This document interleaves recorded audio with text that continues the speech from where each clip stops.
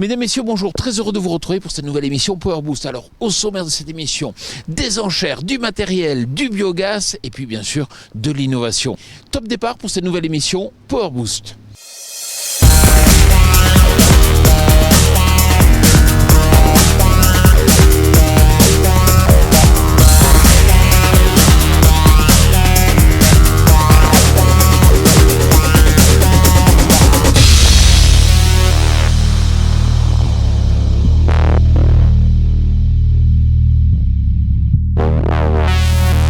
Salut le Power Booster.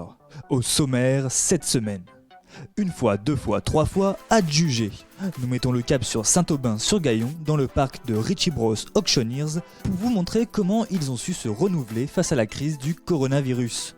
Et vous verrez qu'il peut être intéressant d'acheter son matériel aux enchères. Puis, cap sur le nord, auprès de la SARL Descamps, entreprise de travaux publics qui met les pneus de ses véhicules à rude épreuve. Nous rencontrerons Vincent Bonneux de Nokian Tires qui nous expliquera comment produire un pneu robuste. Enfin, nous terminerons par notre rubrique Les experts du biogaz. Alors tenez-vous prêts, mais avant tout, les news. Wallerstadt compte entamer 2021 sur les chapeaux de roue avec un nouveau modèle dans la famille des Tempo L. Le Tempo L32 est annoncé comme le plus grand tempo à ce jour. Ce nouveau semoir monograine à grande vitesse est équipé de 32 rangs et d'une trémie à graines centralisée de 3000 litres. Il disposera d'un espacement de rang de 375 mm avec trémie centralisée des semences.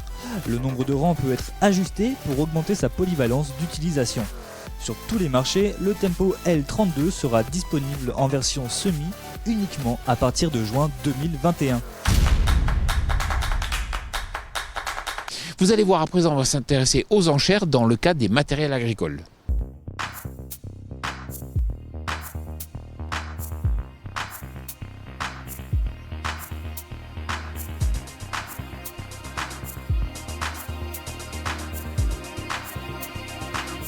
Bonjour David. Bonjour. Il faut que vous me parliez de ce tracteur. Bon, c'est un Massey Ferguson 7722. C'est un peu le clou de notre vente demain. Donc, c'est une machine qu'on estime entre 52 et 57 000 euros. On a déjà beaucoup d'attraits, beaucoup de clients européens qui sont intéressés sur cette machine.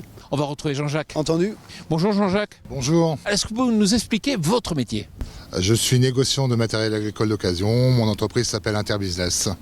Je suis dans les Ardennes et nous achetons du matériel d'occasion dans toute la France et nous revendrons dans différents pays du monde, environ 65 pays différents.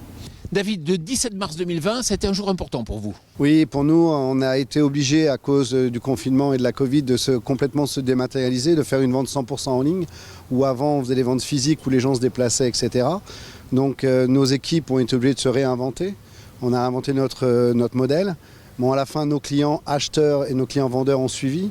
Donc à la fin, c'était un succès, plus de 150% d'enregistrement en ligne. Les prix étaient très soutenus, voire même plus haut que la vente précédente du mois de décembre. Quelque part, d'un point faible, vous en avez fait un point fort. Oui, parce que depuis des années, on avait anticipé de faire ce changement, mais ça a été accéléré par le Covid. La digitalisation de notre métier est arrivée plus vite que prévu. On a réussi avec nos équipes à se remettre de changer un modèle qui existait depuis 60 ans. C'était pas si simple, mais bon, nos clients, vendeurs et acheteurs étaient au rendez-vous. Donc à la fin, ça a été un succès pour tout le monde, quoi. Et puis, c'est l'occasion de faire de nouveaux partenariats. Donc Jean-Jacques, expliquez-moi un peu pourquoi vous avez souhaité vous associer justement à Richie Bros. Je travaille déjà avec la société Richie Bros depuis plusieurs années et Richie Bros a une vue dans le monde entier. Ils sont vus et reconnus et nous, ça nous permet aussi de nous développer là-dessus, quoi.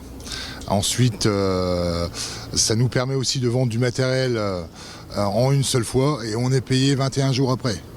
Quoi de plus magnifique ? Et justement, le 5 novembre, ça a été un bon jour ? Ça a été un très bon jour, un peu tendu les jours d'avant par rapport aux résultats qui pouvaient être là, mais en fin de compte, les résultats étaient là. Leur analyse sur la vente, avant la vente, leur évaluation a été totalement respectée. Ils avaient estimé 5,2 millions, ça a été vendu 5 237 000. Et quelles sont les étapes suivantes ? Aujourd'hui, on a réussi à se délocaliser, à attirer une nouvelle clientèle. Voilà, donc pour 2021, ça sera un nouveau challenge. On a créé déjà en 2020 2 plateformes, ISO et Avignon. Pour 2021, on envisage de faire d'autres ventes Cahors et peut-être Nantes, de faire des partenariats comme on a fait avec Jean-Jacques, refaire déjà un partenariat ensemble parce que c'était un succès pour eux et pour nous, et de voir ce qu'on peut faire dans d'autres segmentations de marché, le camion ou travaux publics, ou vendre pour des clients, un simple client, quoi. Voilà. Bon, ben on le voit, l'aventure continue. Félicitations et à bientôt. Oui, merci, à très Merci. bientôt. Comment se faire une bonne idée sur les pneus? Certainement en allant voir les entreprises qui les sollicitent le plus. Salut Théo. Bonjour à vous. Alors, l'entreprise des Camps, c'est une entreprise de...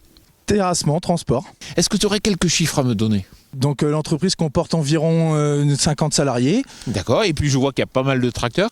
Oui, donc on a environ 20 tracteurs équipés essentiellement de remorques avec des camions et des machines de terrassement. Théo, on est au nord-est d'Amiens. Sur quel type de chantier tu interviens? Donc on intervient essentiellement sur des chantiers type gros terrassement ou aussi bien sur des chantiers type assainissement, voirie. Et puis Théo, ce que je sais, c'est qu'ici, vous mettez les pneus à l'épreuve du feu. On va les voir. C'est parti.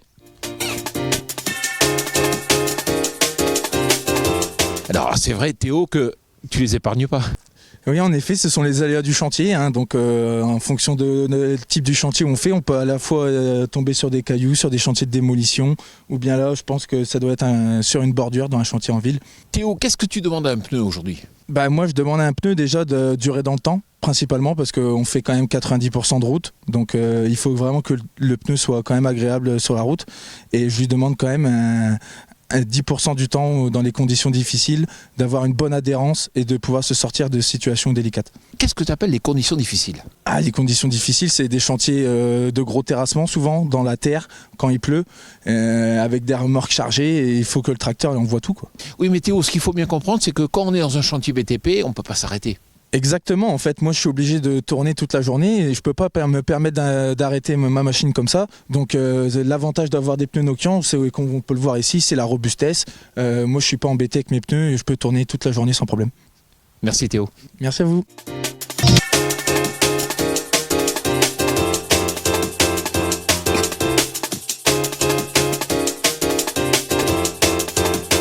Salut Vincent. Bonjour Jean-Paul. Est-ce que tu peux me décrypter un peu ce pneu?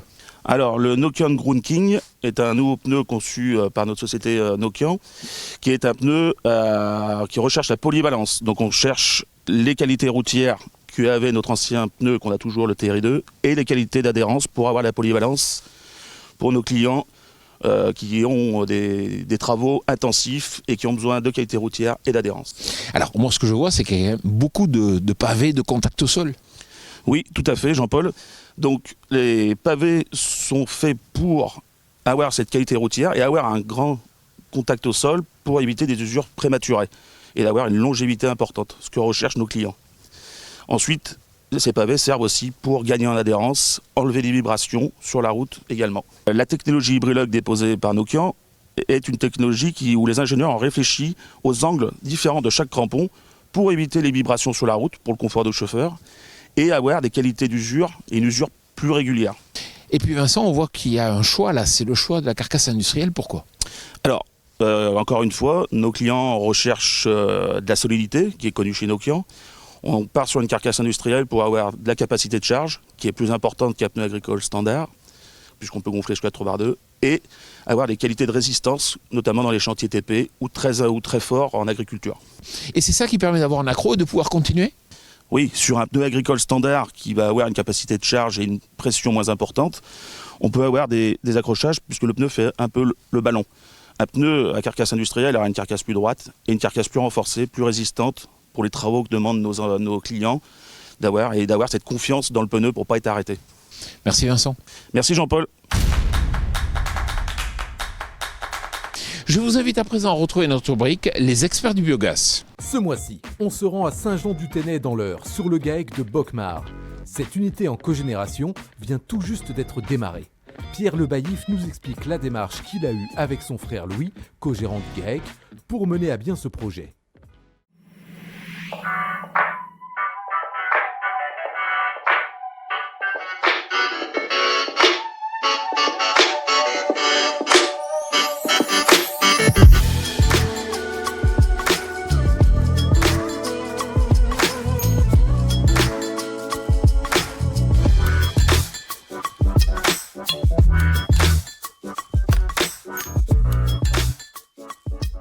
dans l'exploitation des Le Baillif.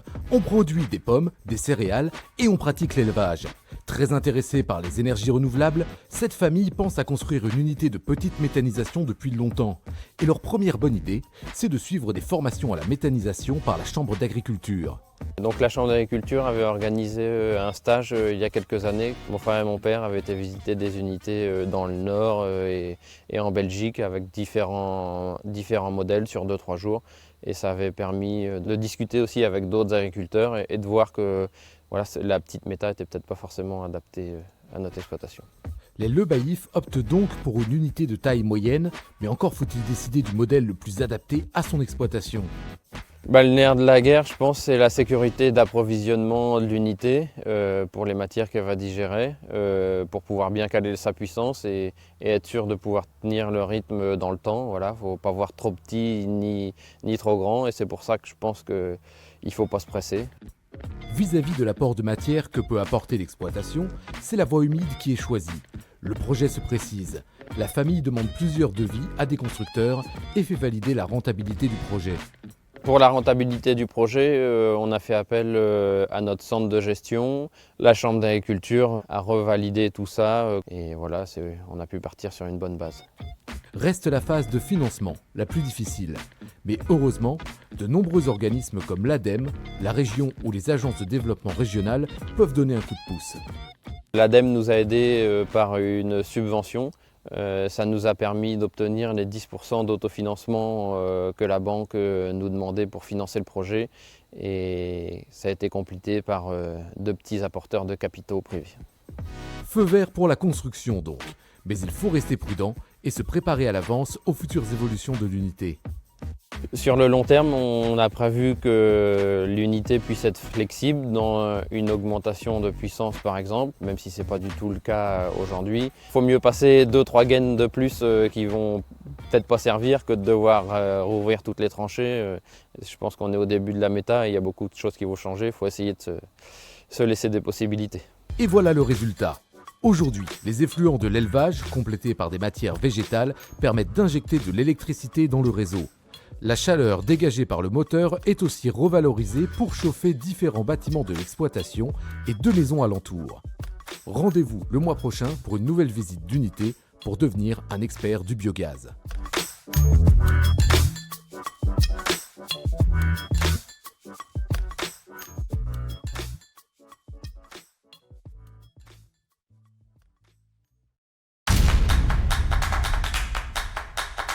Voilà, j'espère que cette émission Power Boost vous a plu. On se retrouve la semaine prochaine, mais n'oubliez pas que mercredi prochain à 19h, vous pouvez nous retrouver pour notre émission Les Tontons Farmers. Je vous souhaite une excellente semaine.